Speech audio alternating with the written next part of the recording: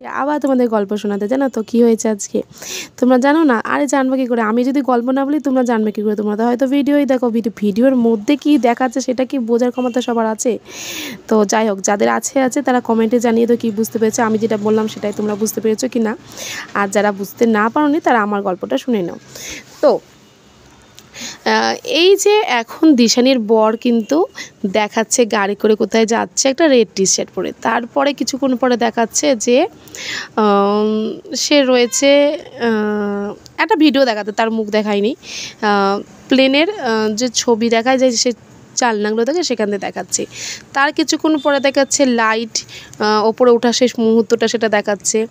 এবার যারা চড়েছো তারা তো জানো, যারা চড়োনি তাদের জন্য কিন্তু আমি শোনাচ্ছি গল্পটা, তারা কেউ খারাপ মনে করো না, ঠিক আছে।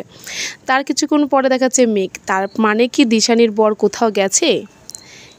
হ্যাঁ, তোমরা কি জানো গেছে কি না? আমি কিন্তু জানি না, যদিও ভিডিওর মধ্যে দেখাচ্ছে। কিন্তু দিশানের আর একটা ভিডিওর মধ্যে দেখাচ্ছে কিন্তু ওইখানে কোমরও দেখা যাচ্ছে, হাফ প্যান্ট, মানে কোমরের যে এলাস্টিক থাকে সেই প্যান্টটা কিন্তু দেখা যাচ্ছে। তার অন্য ভিডিওগুলো কিন্তু অন্য জায়গায় করেছে।